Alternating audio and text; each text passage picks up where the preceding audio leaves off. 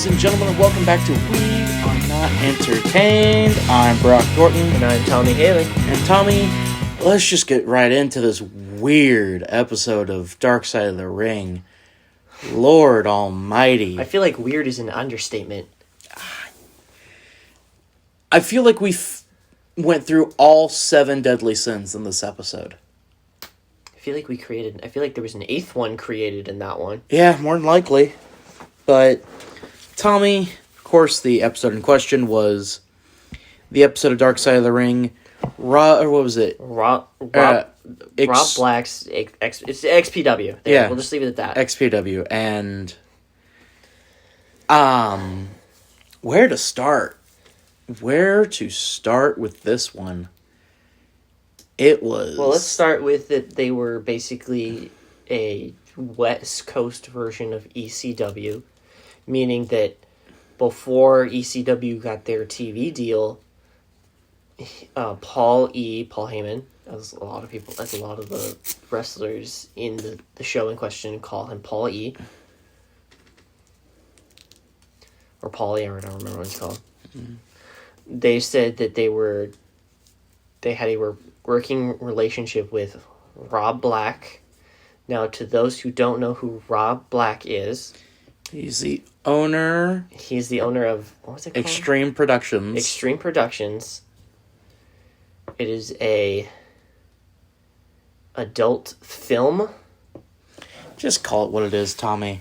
I don't want this to get age restricted, though. It already is. It's adult film. How about that? I've already said that it's not for children every time that I upload these. This is the adult film industry. I will leave it at that. Yes. And you know what? I'll just say it. You know what? I'll say it. Porn. He was in the porn business. Really, risky porn. We'll get to that towards the end.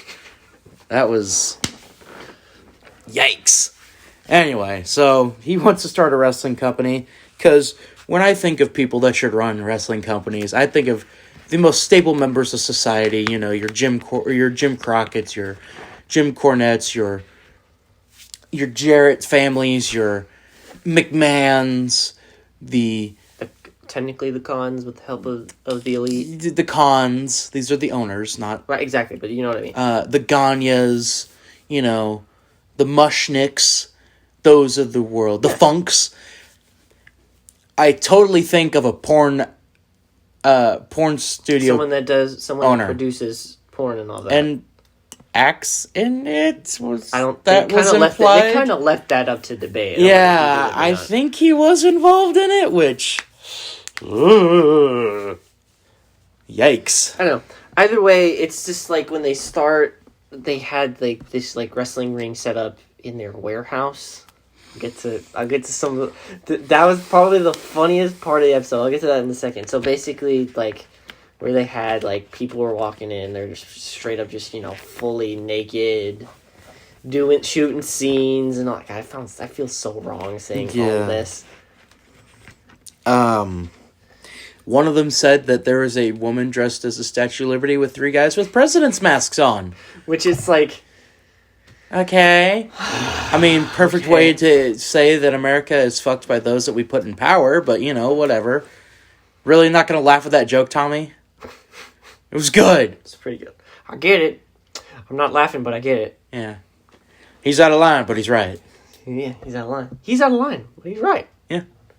Yeah. I am.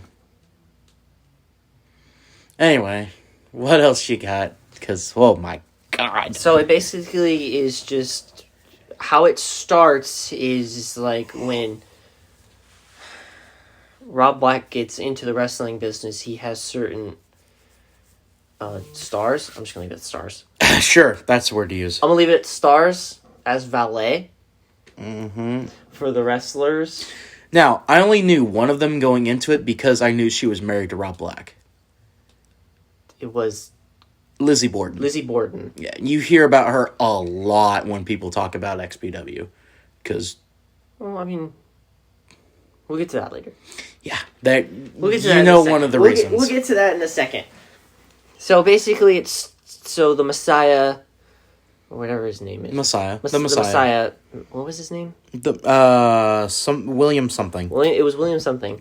So William is basically the guy. Yeah. For XPW. You know, he has, at one time, I believe he had both of their singles championships. You also have Chaos, Supreme, a guy that was nicknamed the Hardcore Homosexual, which, yeah, sure. Porn stars, you also forgot that. Yeah, porn stars, yeah. That was it. And then they were just making their niche in the West Coast after...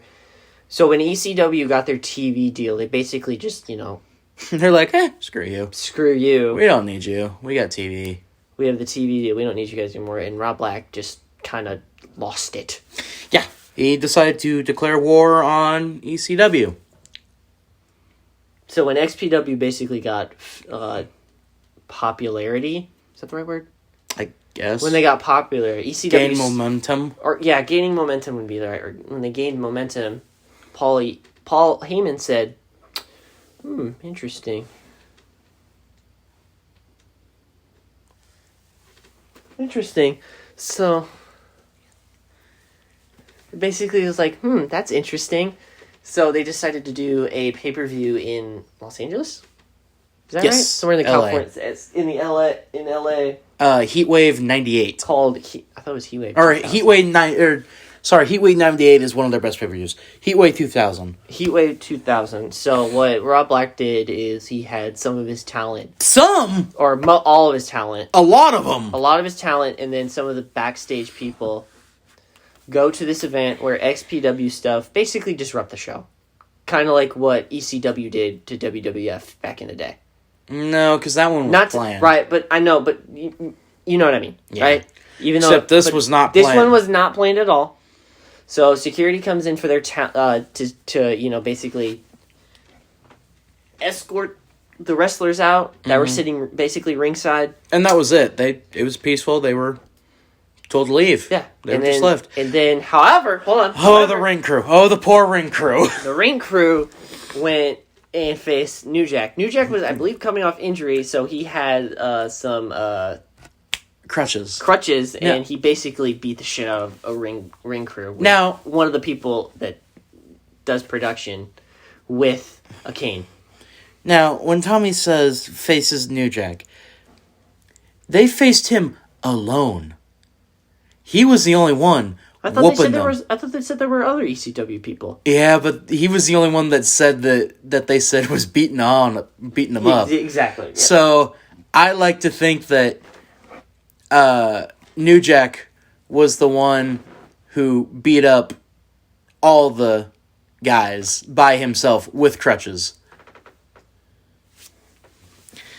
Because that would just fit into the character of New Jack way better. So after that, all that stuff happened. They keep... the boat is still floating and still sailing on. And then ECW does all the ECW stuff by 2001. They're in financial disarray. They go to WWE. They get bought. They get bought by WWE. So a lot of the ECW people basically was like, I'm not going there. And then just basically jump ship to XPW. New Jack, Vic Grimes. Yeah, Sabu. Terry Funk. Shane Douglas. That was pretty much it. No, there were other ones. There were other ones, but those are the ones they kind of highlighted in the episode. Yeah, because, it's like, what the heck? Why do you, Like, they got Terry Funk. Holy crap. They also have New Jack. Speaking of New Jack... Oh, boy. Oh, my God. This was by far the most hilarious moment of the episode. Then again, it's New Jack. Rest in peace, New Jack. R.I.P. Miss you. R.I.P. New Jack. We'll miss you. You're probably snorting coke up in heaven right now. Yeah, and... in a wheelchair, flipping people off. And putting people through objects by jumping off balconies. Or throwing people off of balconies. He wasn't going to do that. Nah, exactly. So either way, they have this warehouse. This warehouse for Extreme Productions, or whatever the hell Extreme Productions. Rob Black's porn company was called. Had basically a warehouse. Think of like the WWE warehouse with all the old stuff they have in there. Except this time it's not like old wrestling memorabilia. It's just porn. So what New Jack... So I believe, if I'm not mistaken, Rob Black tells New Jack, yeah, go ahead, take whatever the hell you want. So what is... I am letting Tommy just run through this episode because he found this way more amusing than I did. I found this part more amusing than I did. Than any other segment during... No, you found one other segment very amusing. What? We'll get to it later, but keep going. Basically, so what New Jack does is New Jack decides... Rides a forklift. he takes a forklift and... I swear to God, this is single-handedly the best moment of the episode. Easily. It was like hands down. If I had to pick a favorite moment, it was New Jack literally saying, "He's like, I ain't gonna lie with you. I grabbed all the porn I could." It's like I think I had like 1,000 DVDs. I'm like, what? No, not DVDs. VHSs. I thought they were DVDs. No, he said VHSs. Or VHSs and shit. Because this like was 2001. Basically, he said he had like almost 1,000 videos of porn. Which, God, so we had damn. to. I literally paused it and we were like, we had to take a moment. And then Brock was like, write this down. And I basically wrote down this as notes for the episode. I literally wrote this. New Jack has a lot of porn. A lot. It was almost kind of like the Canyon episode where it's like he's moving stuff and then like one of his like relatives basically somehow slips and falls and all this porn comes out of nowhere. Yeah. Except it's the opposite. New Jack is literally... The Dark Side showed, like, him basically... On a forklift, taking these giant boxes full of, like, porn, and just straight up just pouring it in, like pouring water into a glass. Well, he is a thirsty man, so that's a good analogy. You want to keep talking about New Jack? Yeah, because what they do in the next part that they talk about, holy shnikes. Because, damn. I don't know. It was like, whoa, okay. It's very highly illegal. Highly. It was highly illegal. Very, very illegal. Very illegal.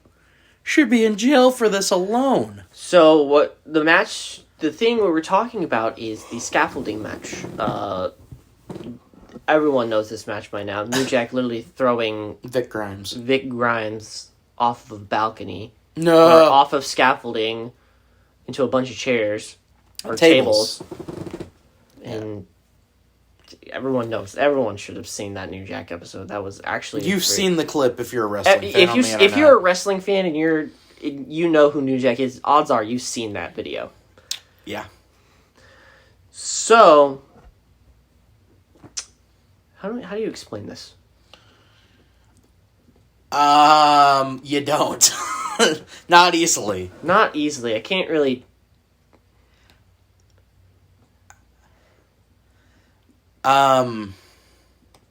So how they got the okay... So, if you wanted to know, if someone were to ask, how did they get approval for this match?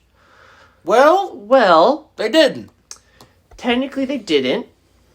Because whoever was... So, I guess they have to write up... Like, for certain things, they have to write off... Like, send stuff to the insurance people. And, basically get an okay from the insurance people. Yeah, they didn't really do that. They instead decided just to straight up commit fraud and forgery. Fraud and just straight up forge insurance papers. And somehow the insurance people just said, yeah, totally fine. Tax fraud. They committed not tax fraud, insurance fraud. They committed insurance. They just straight up just fraud in general. Yeah. This is always what I've thought that if you were to go to jail for, this would what you'd go to jail for. Insurance fraud or just or fraud Medicare fraud, Medicare fraud or fraud in general. I could totally see you being a Ponzi scheme artist, some sort of white collar crime. Definitely not like a me or Macy crime. Macy's just going to be aggravated assault where she just beats some girl's head off the concrete. So, okay, hold on. Okay, you're getting off topic. So, either way, basically, the production people were like, wait, so you basically committed fraud. They're like, yeah, we actually did. It's just... No shame. How they got nothing. So, how they got away with that, mind-boggling. Oh, my God. What the hell? I was like, are you serious? Dude, I was like, what? How? So apparently he said he whited out certain things and just rewritten on them, which is just insurance fraud. I don't know. So they get the match approved and all that, and this is between New Jack and Vic Grimes. Prior to this match, Vic Grimes injured New Jack on a dive that. How did he get in? What was the injury? Vic Grimes fell on top of him and cracked New Jack's head open. Oh, he had a fractured skull. Yeah. That's right.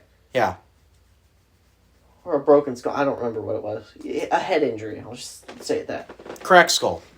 So when Rob Black pitches the idea of this match, New Jack basically invoked politics and said, "My ass ain't getting thrown off scaffolding. It's his ass." And then you know what happens here. New Jack has a stun gun. A stun gun! Like, I think this is the part that people have just... People forget that he has a stun gun. A stun gun! He takes a taser to Vic Grimes and shocks this man and says, "You're gonna die." And basically, to quote The Rock, "Go to hell." Just chucks him. Yeah, and then just chucks him off the balcony. Now, so when you watch the episode, it shows close-ups of the scaffolding, and you see that thing just start swaying. Oh, it is so unsafe. It was highly dangerous. Highly. Oh, no. Like, I worked at some pretty risky job sites in construction. No, I wouldn't even have gotten up there working construction. Well, they did anyway. God, like... To quote New Jack to what he said to Vic Grimes, his bitch ass would have splattered like an egg. Because remember, he takes the bump and he goes through all these tables, and then he turns around. His body like moves him to where like he stays in the ring, which is like thank God, because like if one wrong bump, he would have been on the concrete like literally dead. So to quote New Jack when they said about that, he said his bitch ass would have splattered like an egg. And then what does he get? What happens after this match? Rob Black proceeds to give New Jack a bonus, and then he quits. That was New Jack's last match ever. In XPW. Well, in XPW. I thought he just quit wrestling after that. No, we still have the Gypsy Joe stuff and a whole bunch of other stuff. Oh, that's right. Yeah. No, we still had a long ways to go with No Jack. It was, No Jack? You mean New Jack? You know what I mean. Either way, it's like... Huh. Okay. Yeah. Then things take an even darker turn. So, when Messiah...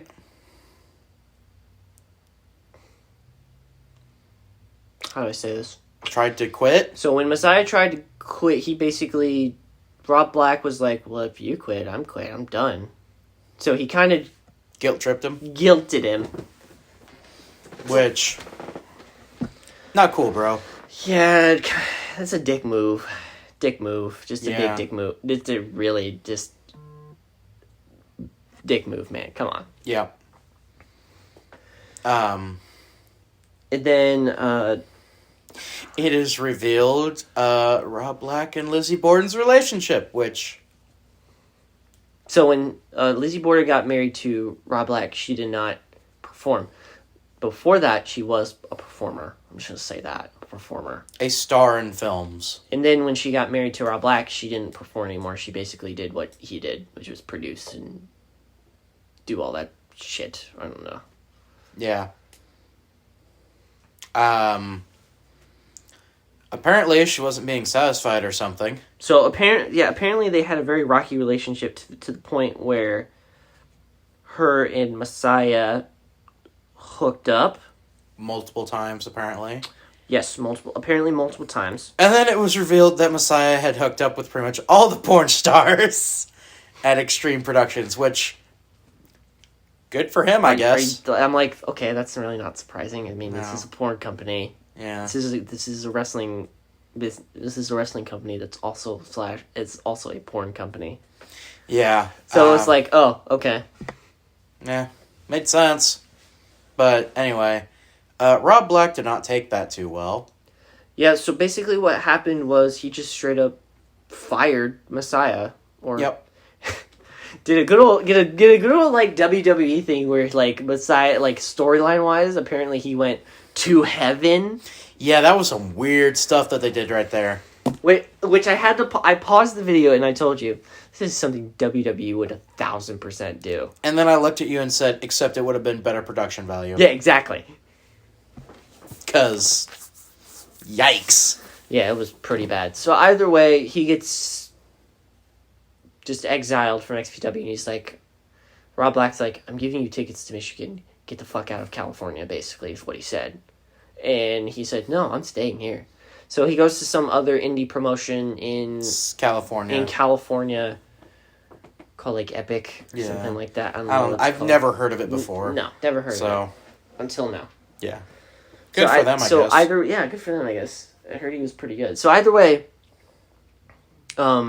he goes to this thing, and the crowd is basically like bringing stuff up from XPW. F Rob Black, you effed his wife, just. And then he did the ultimate comeback. He's like, I did, and she enjoyed it. Yeah, I was like, damn. Like, whoa. Like, damn. All right then, and shortly then after, Tommy didn't know about this. This is a very infamous moment in XPW history. Tommy, you mind telling to the people what happened to the Messiah?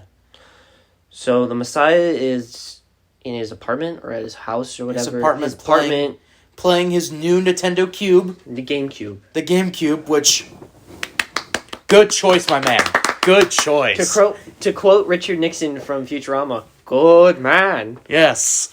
Except he doesn't have... Well, he does. It revealed later he does have children, but they're not This numerous. is later on. This is like later on in his life. So anyway. Either way, these two black guys come is in. What is described. Come in. He's like, sup. And he thought that like these were his like roommates' friends. His roommates' friends. So they're like, so then he sees it from the TV that one of them's going back to lock the door, and then they guess they're like, you get him. You get him. He's like, no, you get him. No, you get him. And then they decide to both.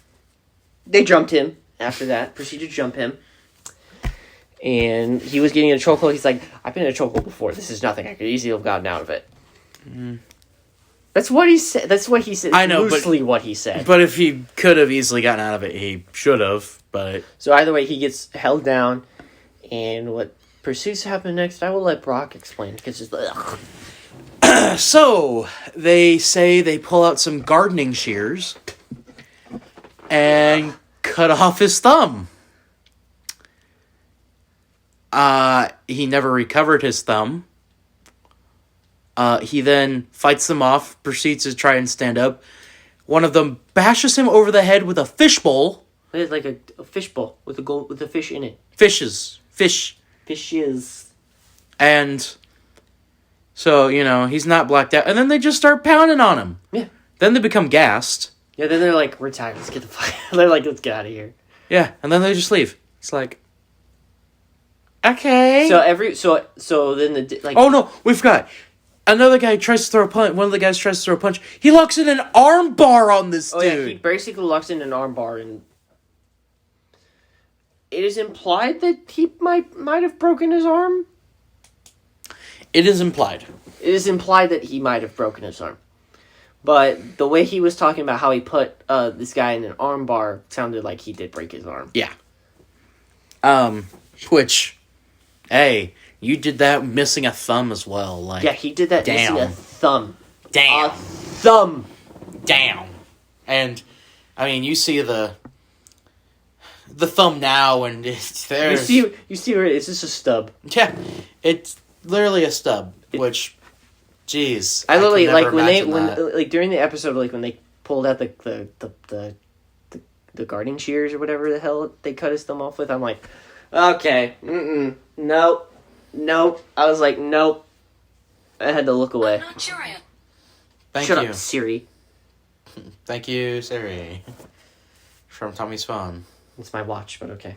Well, Either way, it was like, ugh, disgusting. So then, I think a couple of days after... No, that same day, Rob Black goes to Chaos's house. No, I thought it was the day after. I thought it was that day. I'm pretty sure it was the day after. Or that afternoon. Anyway, Rob Black goes to Chaos's house and just sits on the couch. Yeah, just sits on the couch nonchalantly. Now, it's implied that Rob Black is basically an insane person. Implied? Oh, wait, no, it is shown that he is an insane person. Yeah, I was about to say, what is implied about all this? That he is insane and doesn't know diddly. Diddly doodly? Diddly do. Diddly doodly. About the wrestling, doodly about the doodly. wrestling business. I'll leave it at that. That's it. Mm-hmm. And he's like, how did Chaos? I don't know. He said, I'm pretty sure it was the day after. He's like, hey, did you know that,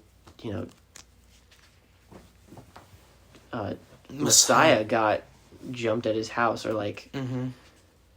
and they're like, what the hell? Like, I didn't even know that. Like, a lot of people are like, I didn't even know that. And then, like, they're, like, on America's Most Wanted and all that. And Rob Black gives the great line, if you don't watch who you're with, you'll lose an arm, which... This was him talking to Chaos. Because even though Messiah left... They were still friends. Him and Chaos were still friends, and Rob Black absolutely despised that. Which... Ugh. It's just like, okay. That seems pretty... I'm like, are you that petty that your top star left, that one of your wrestlers is still friends with the person you fired, and you're gonna get mad over that? Yeah, because as it's been seen, he's insane. So basically, he says to Chaos, it's like, be careful who you're around with. You might lose an arm. Not a thumb, an arm. Which... Damn. Damn, boy. Which New Jack was like, interesting. Which Chaos was like, that's interesting. So they did an investigation and found that Rob Black had nothing to do with the there was attempted no robbery. evidence. There's no evidence. Sorry, there's no evidence. Let's be honest. He did it. That motherfucker sent out a hit. He sent out a hit, and you cannot tell me otherwise. Yeah, he totally And then did. the people they were interviewing, they're like, I don't know if he did it. I don't know if he sent out a hit. We don't know. We don't have the evidence. We don't have, like, the facts or anything for it. But, come on. Come on. He sent out that hit. Yeah, he did. He did. Then we get the eventual downfall of XPW, which... Doesn't even Tell happen. me you handle this one. How do I handle this one? I'm not touching it. I don't want to touch this either. You were the one talking about New Jack and grabbing all the porn, so this is right up your alley, Fine. then. So, a couple months after all this... Months or a year. A year or so, I don't know how long it was after this, the Messiah incident. There's a video, or... Films, I guess, that the production company sets out that the government was like, whoa! I'm going to stop you right there. Yeah. And it's bad when the government has to come in and... Yeah, it's bad when the government has to come in. I'm not going to explain what... Porn! I'm not going to explain what the video, what it's about. A woman gets beat, basically. A lot of stuff. A lot of shit happens. A lot of shit happened. Apparently, a lot of shit was happening in that video to the point where the government got involved, and I'll leave it at that. Yeah. Which... If you want to know what happens, go watch the episode yourself. Yeah. It's free on Hulu. On demand. Yeah, it's free on Hulu on demand. Yeah. So, Rob Black gets invited on... Frontline. Nightline? And Frontline. And Frontline. Basically challenging the government. Basically, he did. Yeah, he straight up just said... What are you gonna do? Come on, bring it on. Bring it on. Which, Which I knew to myself, I'm like... Poor idiot. Which I knew to myself, I'm like, it was at this moment he knew. He fucked up. Yeah. I love how I'm trying to keep it clean and you're not. Anyway.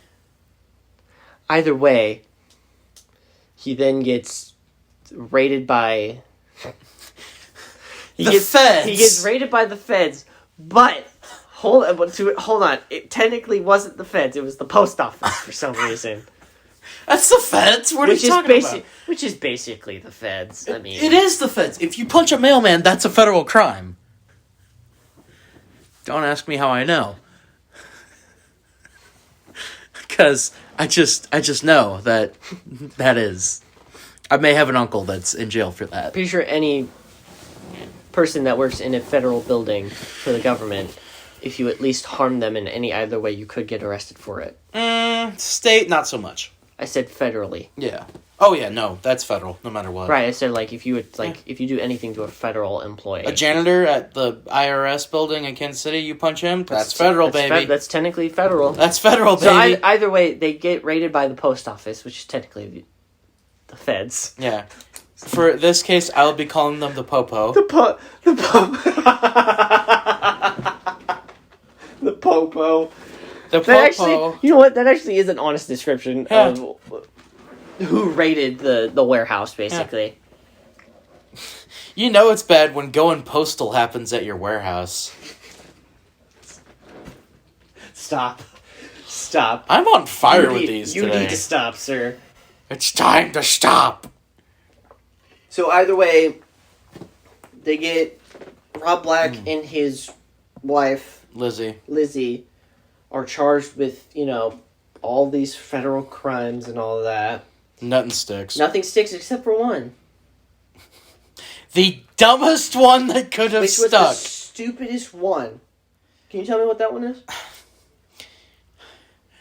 Intention to distribute indecent media. Which sounds something straight out of the 80s. Which I'm sitting here, I'm going, boy, they could get a lot of people with that one if they wanted to try. That seems like a very last resort type of charge. Well, they knew they wanted to get them in jail. They just didn't know how. Yeah. And they couldn't get them on all the other counts that didn't really, stick to the dartboard. You know what I mean?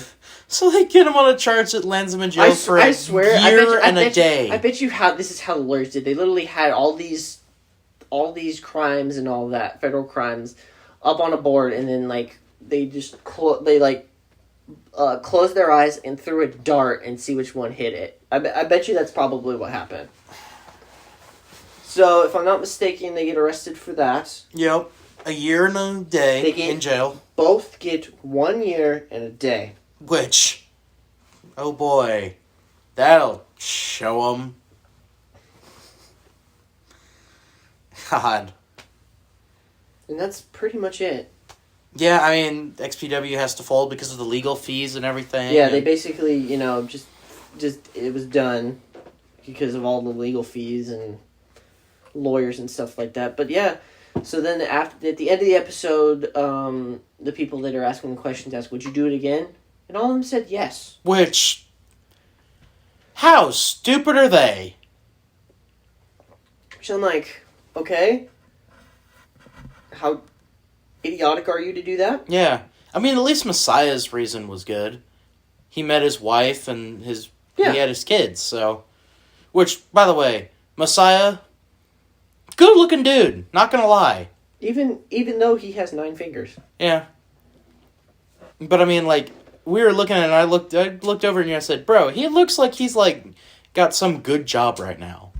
Probably does. Yeah. Because remember, before, he just worked in a restaurant and you'd see him all, stitched up and shit like that. I hope life's going pretty well for him. Probably is. Yeah, I hope so. But anyway, Tommy, we had a busy week of pro wrestling this past week. Yeah, we did. We had the Blood Money pay-per-view. Which, you want to just start with that? Sure. Okay. We'll title this segment, Tournament Finals. Tournament finals. Yes, because both the King of the Ring and Queen of the Ring. Queen's Crown, or whatever the hell ended it's called. At Blood Money. Yeah, which For those that don't know, this is WWE's annual Saudi event. Blood money. We call it blood money, but it's actually called Crown Jewel. Blood money. But as a joke, we like to call it blood money for obvious reasons. Oh, I don't say it as a joke. I'm saying it for just honest truth. I sometimes say it as a joke / honest truth. Yeah, that's what it is. It's blood money. So either way, it's their Saudi show. They couldn't do it last year. Thank God. Thank God. And you can answer that question yourself. If you're going to answer it, why did they do a Saudi show? Well, I will say that is probably the only good thing to come out of that year. You can probably figure out why they decided not to do Saudi. Oh, wait. They did. At the beginning of the year. Did. Oh, no. I forget. They actually did do a Saudi show at the beginning of the year. That's a memory I did not want to unlock, but here we are. Because Goldberg beat The Fiend. No. Oldberg beat The Fiend, not Goldberg. Anyway. We're just going to say the matches that mattered, really. So the matches that really mattered were... Skim over the other results. So we'll start with everyone's favorite pre-show tag team, the Usos. God damn. Am I wrong for saying that? You're not, but still. It's everyone's favorite pre-show tag team, the Usos. They're defending the Oh wait, it was just it was just a non-title match. Excuse me? Yeah, well, I guess. The Usos, Jimmy and Jay, defeated the newly revitalized Hurt Business. Thank God. Yup. Beat Cedric Alexander and Shelton Benjamin via pinfall. This match lasted 10 minutes and 40 seconds. A good paced pre-show match. Yep, next match. All right, the first match of the main card was Edge versus Seth Rollins. Bravo. Not just Edge and Seth Rollins. Edge and Seth Rollins inside Hell in a Cell. This was an incredible matchup. So I saw highlights from it. I'm like, yay, finally. A Hell in a Cell match with Seth Rollins. And then immediately everyone said, why is Meltzer going to give, or what reason is Meltzer going to give it, not reason that Meltzer's not going to give it 5 stars. Which I'm like, can we just enjoy it? Yeah, can we just enjoy it? I thoroughly enjoyed it. I ended up rewatching just for certain matches. Yeah. Yeah. It was good. I'm surprised that, there wasn't a DQ finish by Seth Rollins. Well, The Fiend wasn't involved, so that helped. That's true. And the referee, I think, wasn't involved either. Correct. But either way, Edge beat Seth. The match lasted 27 minutes and 38 seconds. That's the conclusion. That is the longest match of the night, by the way. Yeah. Yeah, made sense. The next match was... Right guy won. Everyone's favorite undefeated streak. Mansoor's win streak at Saudi Arabia. It's going to beat The Undertaker's. Oh. It's going to pass Undertaker's undefeated streak at Mania. No! It will. As much as I hate to hear that. It will. As much as I hate to hear that, you are actually right. Yeah, it will. Because if I'm not mistaken, he's, 4-0 right now? I think 5 or 6 or something like that. Know, it's some crazy amount. Well, then again, Mansoor is from Saudi Arabia. Yeah, that's why. That's why he's undefeated. Because... apparently that's the only guy that they won't bury in their own hometown. Exactly. I find that so dumb with WWE because they gotta, blood money. Blood money. They want that sweet, sweet oil. That Texas tea. Except it's not Texas, so. Yeah, but you get the point. Yeah. So, we had a nice little 10-minute match between Mansoor and Mustafa Ali. Not a bad match. Actually see who won, Mansoor. Not a bad match, not gonna lie. Not bad. Then we had... oh, God, this one. We had RK Bro going up against Diesel and Shawn Michaels. I'm sorry, I mean AJ Styles and Omos. Which apparently is on Raw this week. Yeah, apparently. So either way... sure, why not? RK Bro ended up winning. It wasn't... The talking point wasn't about the match. It was about how they entered the match. With Matthew Riddle riding in on the camel and Randy Orton looking at him like... what the hell are you doing?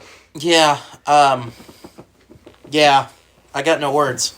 I was like... next. God, Matt Riddle must have been high as a kite. I doubt it. Anyway, next match. He always looks high, though. I know. Next match. Match lasted 8 minutes and 40 seconds. The next match was the Queen's Crown Tournament Finals. Zelina Vega against Doudrop. So we didn't mention, because we hadn't done a podcast since, So we haven't mentioned since the Queen's Crown since matches, Raw. Since Raw. Since the last episode went up before Raw. So Doudrop beat Shayna Baszler. Which... There had to be some distraction. Had to be. You could not tell me otherwise. There had to be some distraction that caused Shayna to lose this match. Or, I don't know. She probably lost straight up. It's the boon of it's the NXT curse. It's just that boon. So either way... It legit makes me mad that Shayna didn't win this tournament. Like, you could have had Liv or Toni Storm or literally anyone else except Zelina, Carmella, or Natalya win, and probably would have been good. But who wins? Zelina Vega. God damn it! Oh, I'm going to get a lot more anger out when we get to Dynamite and Rampage later, because... Are we going to talk about those? Do we really have to talk We're about going to talk about the match in particular. Are you talking about...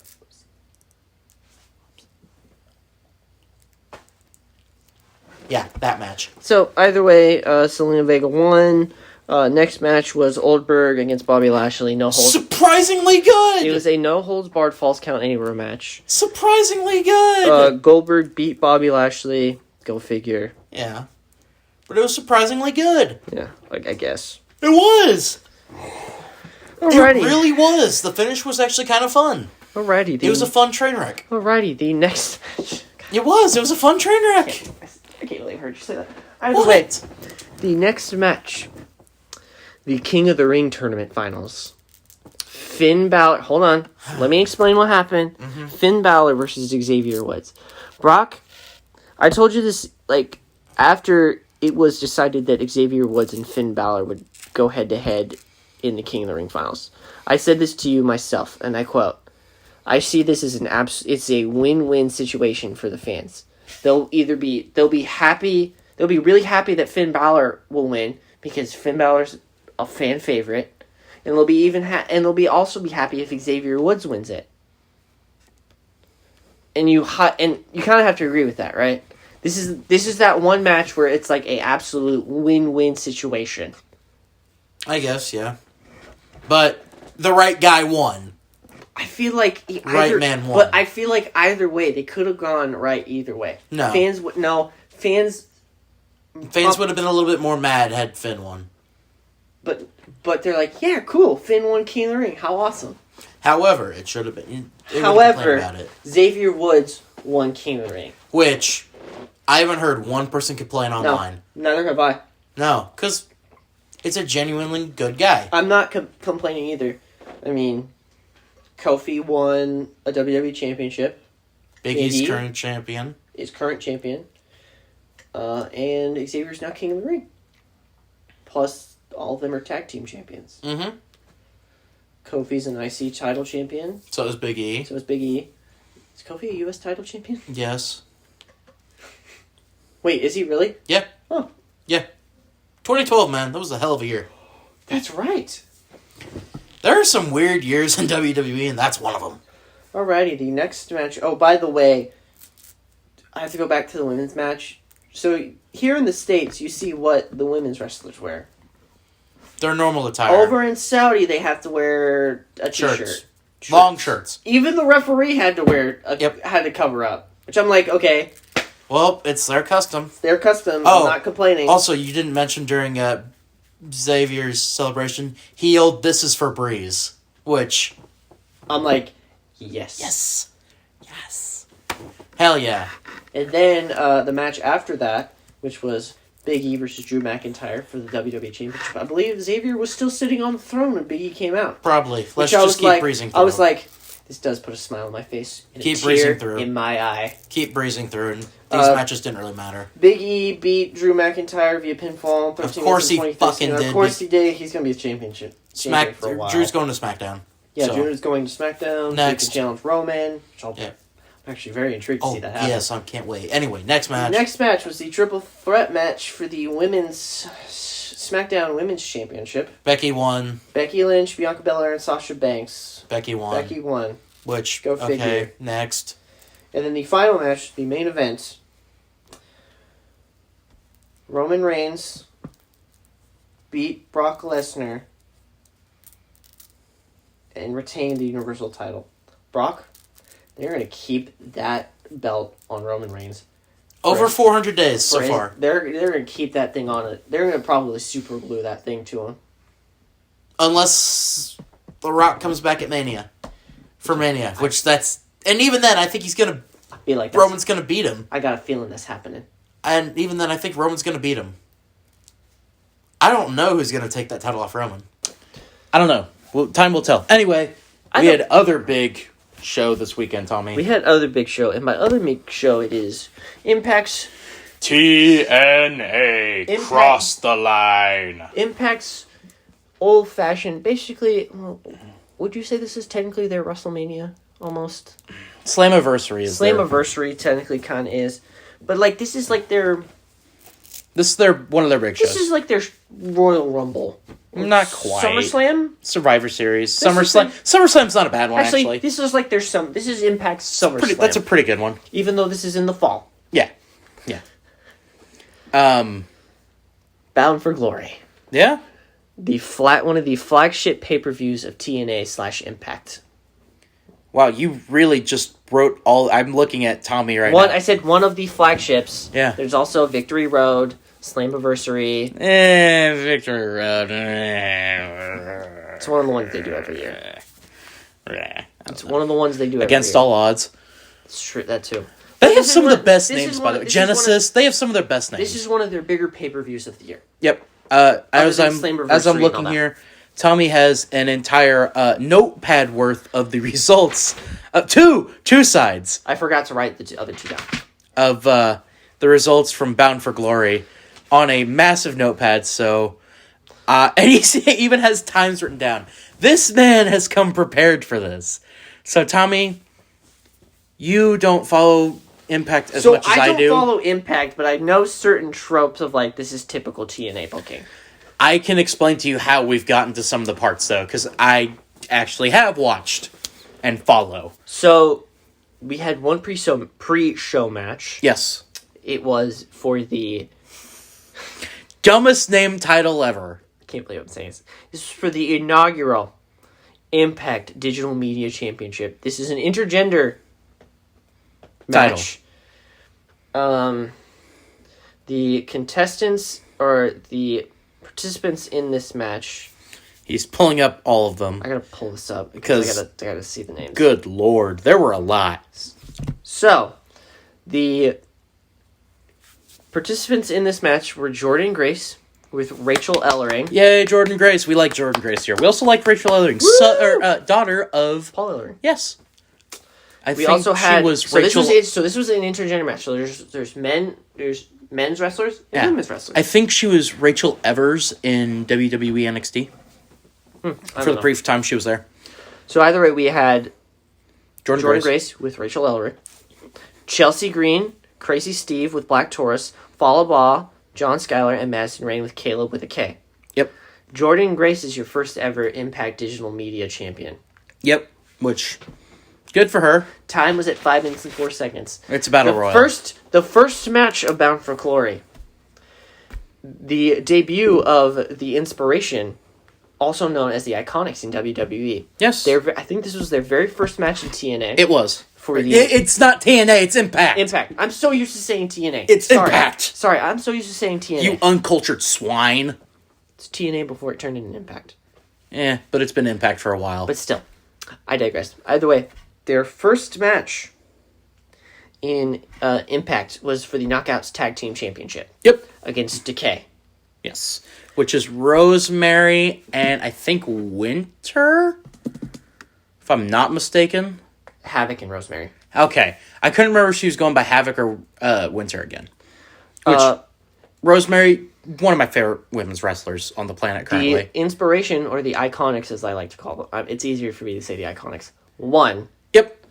They're your new Knockouts Tag Team Champions. And how long was the matchup? 5 minutes and 4 seconds. Keep it short and sweet. Oh wait, no, wait. 8 minutes and 58 seconds. Oh. That was the Battle Royal. The pre-show match. Yeah. The next match was for the vacant X Division Championship, which is open weight anyone, any Which is size. literally anyone can just do it. I guess it was vacant. I don't know. Brock can Yes. tell me. Brock can tell me off screen. It was vacant. I know how the X division works, but why was it vacated? Because Josh Alexander, who's in the main event, used option C to go challenge Christian Cage for the TNA for the Impact title. So if you invoke option C, it's Money in the Bank. You have to drop the X division title. Yep. Okay. Because you're relinquishing it to get a title shot. Okay. So it was vacant, so they had to hold a tournament. The competitors were Trey Miguel, Steve Macklin, and El Fantasmo. Yep. Which is like cool. Yeah. The winner of this was Trey Miguel. Well deserved. He's a pretty good worker. Slightly underrated, I would say. Would have been cool if El Fantasmo would have though. Yeah. Don't quote me, but I think Steve Macklin's a former Steve Cutler. I have no idea. Don't quote me on that. I can't find anything on Wikipedia for him. Either way, match was 13 minutes and 21 seconds. The next match was just a regular tag team match. Heath and Rhino defeated Violent by Design. Who represents Violent by Design? Diener and Joe Doring with Eric Young. Okay, so Kobe Diener and Joe Doring. Okay, cool. This match lasted 5 minutes, and Heath and Rhino won. It was just a good for them. Tag team Violence by Design is actually a pretty good match or pretty good tag team. Are they stable or something like that? Yeah. All of them, I think. I know Cody Diener was. I don't know about Joe Doring, if he's been in Impact before, but all of them have been in Impact before. Alrighty, the next match was a 20-wrestler intergender Call Your Shot gauntlet match. So, to explain, the winner of this gauntlet or battle royal, whatever Impact likes to call battle royals, whatever the fuck. Well, no, I think this was actually a gauntlet. So the winner receives a trophy and a contract that can invoke a championship match within 1 year at any time. Key plot point for later. So this is basically another version of Money in the Bank. Money in the Bank, basically. Yeah. Moose won. Mm-hmm. And who did he last beat? He last eliminated Matt Cardona. Which, pretty good follow, too. Right, pretty good solid, too. I'm not complaining. This match was the longest match of the night. It lasted 29 minutes and 33 seconds. Well, yeah, there were 19 matches. When I was writing this down, I'm like, yeah, that's really not surprising. It's 19 matches there, of course. Anyway. The next match was a 3-way tag team match for the Impact World tag team titles. So the teams were the Good Brothers, Doc Gallows and Carl Anderson, Finn Juice, David Finlay, and Juice Robinson. Yay! And Bullet Club. The representatives of Bullet Club were Chris Bay and Hikuleo. Which I'm like, okay. I didn't know that Chris Bay was part of Bullet Club. Neither did I. Yet here we are. So. No surprise here. Good Brothers retained. Yeah. This match lasted 9 minutes and 55 seconds. The next match on the night was a pretty interesting one from your perspective. Was the Women's Knockout Championship. The Knockouts Championship. The Impact's women title. Yeah. It was against Deonna Purrazzo and Mickie James. So apparently Matthew Rudholt was banned from ringside. Yeah, he's Deonna Purrazzo's manager. Ah, okay. Your winner of this match is Mickie James. Now a 9-time women's champion between WWE and Impact. Tommy, just say those names again that were in this matchup. Mickie James and Deonna Purrazzo. WWE didn't have anything for either one of these women, and they put on an incredible match. This match lasted 13 minutes and 17 seconds. It was a great match.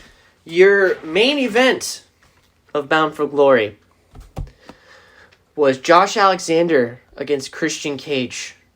Now, if you knew... Leading up to this match, Josh Alexander invoked option C against Christian Cage. Yeah, and if you knew anything about the Impact AEW working relationship, you kind of knew who was winning this matchup. I believe it is already over as the day of recording this, if I'm not mistaken. Yes, I do believe so as well. You think they'll extend that? I doubt it. It didn't really work out for either one. True. I mean, maybe for Impact, but maybe. You think they might give Ring of Honor a chance? I don't know. They could give them a call. I wouldn't say that they were to be like, yeah, let's do this, I'd just say to give him a call. So either way, it was Josh Alexander against Christian Cage. Christian Cage was Impact World Champion during this match. Josh Alexander won via submission against Christian Cage. So I do believe his finisher is a submission, so that does make sense. Either way, this was a singles match. This match lasted 18 minutes and 52 seconds. So Josh Alexander is your new Impact World Champion. Yay! For all of 2 minutes. For all of like 2 minutes. And then Moose just literally says, all right, you know what, might as well just use this now. Why not? To which Moose says, I'm Moose. I'm going to win. He basically did a Goldberg and just did some of his moves. Finisher, 1, 2, 3, and that was it. Yeah. Moose was a big star. Now that he's turned heel, it's like Josh here, I'll give you the best way possible to explain this. Bob Backlund against Diesel at a house show in MSG. Basically what it was. Basically what it was. Because Moose cashed in his he called his shot. Yeah, call your shot. He called his shot and said, I want the match now. I want you. And this match lasted 7 seconds, and Moose beat Josh Alexander. So, for all of 2 minutes, Josh Alexander was your Impact World title, and then 7 seconds later, Moose is now the Impact World title holder. So World champion, sorry. This is definitely going to be a rematch at the next pay-per-view. Oh, without a doubt. Will be an incredible matchup. Don't get me wrong. That's going to be a really good match. Yeah, if you don't pay attention or watch Impact, you should. If I'm not mistaken, Braun Strowman, or whatever he's going by now, showed up. I think so. I think he did at the end of the pay-per-view. I think he did. Do not quote me on that. But other than that, it just he's an Impact now. Yeah. Speaking of people rocking up to other companies, Tommy, Tony Nese appeared in AEW. Yeah, I got nothing. I know he was released by WWE, but I guess he just showed up. He probably signed with AEW for all we know. More than likely, but that wasn't even the biggest news of AEW this weekend. Title tournament started. There were 2 major things that happened, which, good lord, both bad, both really bad, both very bad. Let's start with the least bad one. Are you sure this is the least bad? Yeah. Are you sure that's the least bad? For you, probably. Either way, the matches that we had were Eddie Kingston against a now Lance Archer, injured Lance Archer. So the people that what the hell? So for the people that moonsault, he tried a moonsault. For the people that watched that match, Lance Archer tried to do a moonsault. Things didn't go well. He did a Brock Lesnar, basically. No, that was a shooting star press, and this looked even worse. It was like the same thing. They're both really big guys trying to do a top rope maneuver. So Lance Archer tries to do a moonsault. Eddie Kingston rolls out of a moonsault, and Lance Archer proceeds to literally hit the mat, standing, literally head down, feet up, perfect, almost like I need a headstand. Yep. Basically. Yep. I was like, ooh, that'll take a couple inches off, you know what I mean? Yeah, I don't know. I did watch the Bryan Danielson, Dustin Rhodes match. Mm-hmm. That was actually really good. Go figure. It's 2 professionals. No. It was really good. Anyway. The other matchup on that night for the title tournament. I know. It's Friday. I'm referring to the Eddie Kingston, oh, God. Eddie Kingston ended up winning that. He had to. The guy was paralyzed, pretty much. He hurt himself. Anyway, the other matchup. Tommy. I'll explain it. I'll let you skulk about over there.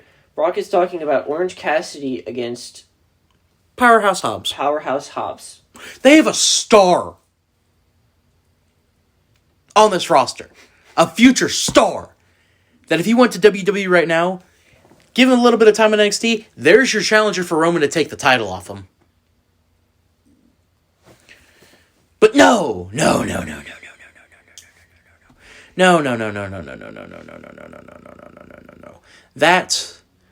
That would be too easy to build a star. Let's have a comedy wrestler beat him. A guy that, Tommy, I'm pretty sure you outweigh. In fact, I know you outweigh him. Which, he probably weighs as much as my 3-year-old nephew. Orange Cassidy. As Jim Cornette calls him, our little dog pockets. He always does the dumbest shit ever, and people love him for no reason. Why did he win this match, Tommy? Why? Why? I'm trying to look up. I don't know. Why? Why did he win this match? Why not try to build a star by getting him a win over someone who should be an enhancement talent? I don't know. Dude, I don't know. What the hell? What are they doing there? I don't know. The winner of... So, Orange Cassidy... No, he won. I have to agree with you there. Like, that was like... What? I don't give a shit if Orange Cassidy's a fan favorite. Fuck that. No! Have you finally come to the part where I am with Orange Cassidy? It's coming to the point where it's like, just fucking... Don't get rid of him! Like, just get rid of him. Get rid of him! Him and Marco Stunt. Immediately your product will be much better. And I don't know, maybe make an actual performance center instead of bragging about it. That you don't have one. Well, you obviously need one because half your guys don't know how to wrestle. So... Including your EVPs.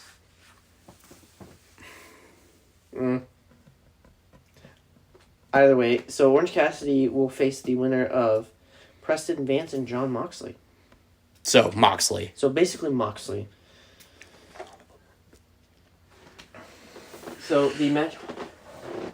on the other side of the thing, Bryan Danielson... On the other side of the bracket, Bryan Danielson and Dustin Rhodes put on a classic of a match. With Bryan Danielson winning, he will face Eddie Kingston now. So that's your final four, basically. We all know Jon Moxley's winning, right? Danielson's winning. No, I'm talking about his match. Oh, yeah. Yeah. But Danielson's winning the tournament. Here's the thing. I'm very intrigued to see how that match will go between Bryan Danielson and Eddie Kingston. Am I actually glad we're getting to see the match? Yes, absolutely. That's going to be a very... Eddie Kingston can actually wrestle. It's going to be a very interesting match to see. Eddie Kingston can actually wrestle. Therefore, I hold him in a higher regard than, I don't know, 3/4 of their roster. I mean, Adam Cole can wrestle. Yeah. No, you've seen my list that I have of guys that I would actually, if I was AEW, who would I'd actually use. It's not a big list. But I get what you're coming from. But either way, it's like, how they're doing this, I believe the winner of this gets a title shot at Full Gear, which is like, why the fuck did they even have... Like, why did Adam Page win that match? Well, like, then I'm like, it was literally pointless to have Adam Page win the ladder match. But that pretty much just sums up their booking in general. I mean, don't get me wrong, but him winning that ladder match sets up him winning the title. I mean, he's going to win the title. And it should be at Full Gear. It's a pay-per-view named after him. Correct. But I feel like they're doing I feel like here's what they're doing. They're going to make it a triple threat match. No. Again, this is just how... But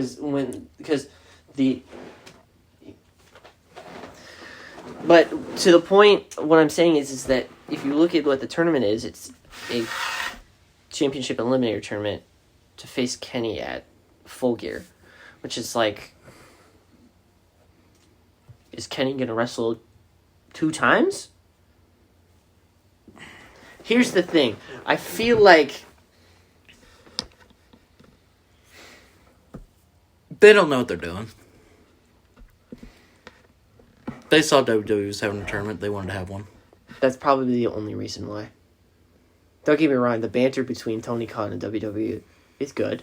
Oh, it's fun, but It's fun. But when you're getting your ass kicked, But it's to a certain extent to where it's like, okay, put your fucking pants on and act like a man.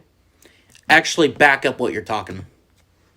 Because right now, you can look up I know they've came out I believe WWE had the ratings, but Fash Nationals, SmackDown had 2.1 million, Rampage had 500,000. Like, when that's what the Fash Nationals say, oh, it's a slaughter. You got slaughtered. Because that doesn't look good. That really doesn't look good. No, it doesn't. When you have 500,000 and that's it. Against 2.1 million. And you can't, you can make the argument, oh, the baseball playoffs, oh, basketball, oh, what? No. Then why did SmackDown still have 2 million? I'm pretty sure they were also on FS1 Friday. I think so, yeah. Wait, last Friday? This past Yes. Friday. I'm pretty sure we're talking about last week because they were on FS1 that Friday. I don't know about this past week though. They may have been. I don't know. They may have been on Fox. But just I don't know, man. It just shows that WWE got their ratings, but AEW got their demo. The demo. That's what. I'm pretty sure that's what. 500,000 is not sustainable enough on a Friday. No, it's not. You can agree with that, can't you? Can't you, Tommy? I can't agree with that. Like, oh, cool, you won the demo. You still got smoked by over 1.5 million people. Yeah. So, it doesn't matter. It doesn't matter if you're not getting anyone watching your product. 500,000 people. At this point, Congratulations. You had the population of a single small area of New York. At this point, I'm at the point where it's like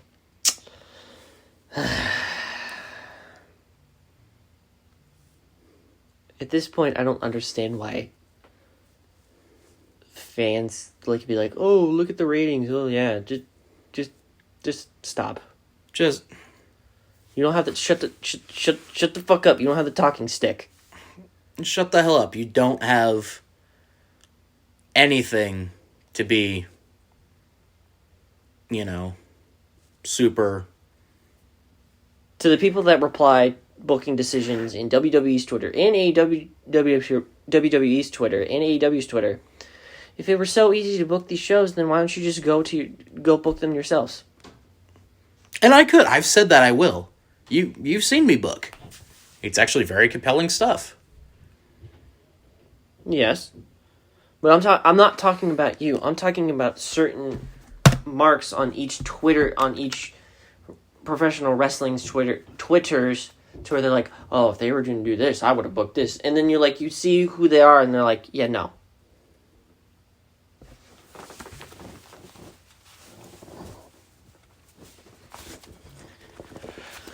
But either way, I mean, is it healthy for the business to have competition like this? Yes, absolutely. Oh, it's most certainly healthy. It's healthy for the business because it brings wrestling back into the national spotlight. Am I wrong? Yeah, this ain't bringing it back to the national spotlight. But still, it's sometimes healthy to have competition. Oh, it is healthy, but this ain't gonna do it. But with the fans, I'm like, no.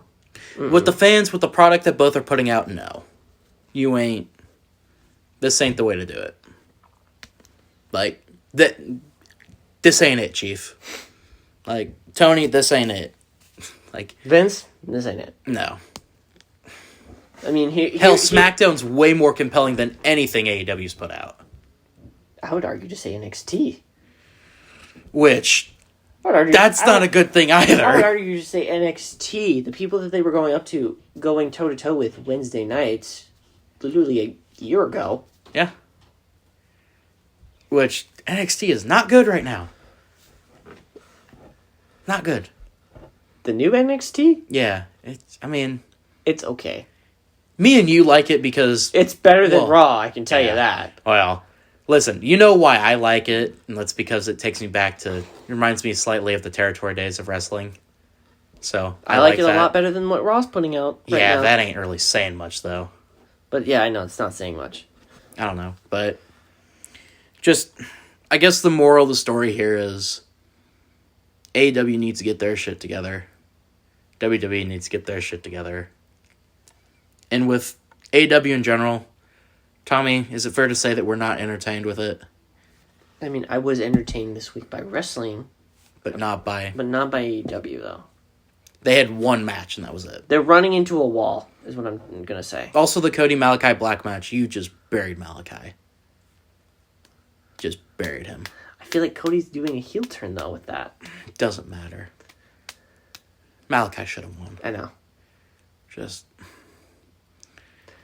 As I predicted, the EVPs are going to be the death of that company. They're probably going to do another match at Full Gear. God damn it. Stop doing it. I bet you they do another match at Full Gear. Stop doing it. But the EVPs are going to be the death of that company. Which, it's whatever. Let it be at that point. Other than that, were you entertained this week? Yes or no? By wrestling? No. Just by wrestling? No. I say I was entertained by an Impact. Okay, if we're going exclusively let's go show by show? Let's go through the stuff we talked about. Okay, Dark Side of the Ring. I was entertained by that. You know what? Screw it. I was entertained by that. That was some weird, wacky stuff. WWE Blood Money 2021. Parts, yes. Certain aspects, yes. Overall, no. Overall, Impact. Yes. Impact Bound for Glory. Yes. Abso-freaking-lutely, I was entertained. That was... do you see why I enjoy Impact now? Do you see why? Plus, this was actually a really well-booked show. Dude, that's like... People always crap on Impact, but they haven't watched Modern Impact. Yeah, I could obviously see why, hence the 7-second match with Moose and Josh Alexander. Okay. But there was a story behind that because Moose is a heel. I literally put in parentheses. In parentheses, classic TNA booking. That is a classic TNA trope right there. But we know why they did it. Yes. So you said you were entertained? Yeah, of course. It's Impact. Like, Mickie James and Gianna Perazzo had a match. Great match between Christian Cage and Josh Alexander. Like, it was a good show. Inspiration won. AEW. No. No. God, no. SmackDown this past week. They gotta get their shit to there. Other than that... SmackDown this past week. I mean, I wasn't beyond Brock Lesnar beating up Adam Pearce? No, not really. So... Other than that, I don't know. Yeah, I don't know. Other than that, this has been We Are Not Entertained, and it sounds like we're kind of middle of the road. Yeah. It's funny that we're talking so much crap on AEW, and then we're going to an AEW show here coming up. I know, next exactly. Month. But Brent will be along, so we'll be bringing along the WWE mark. He'll probably have the same. What day is that? November the 3rd? 1 second. Yes, November the 3rd. November the 3rd. Okay, so that's literally coming up, like, next week, actually. Yep, next week, next Wednesday. I need to confirm that with Brent, too. Yeah, I need to do some things for work.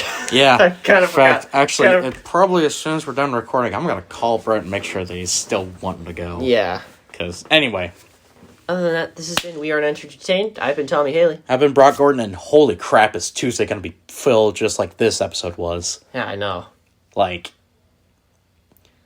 Me and I'm gonna have a rant, and Tommy's gonna have a rant. It's gonna be great. I'm going to have a very, very, very long rant. Yeah, and Macy will be rejoining us, and she'll have a rant too. So it's a very rant filled. I don't know about that one, Chief. What, her? Yes. What do you mean her? She said she's coming.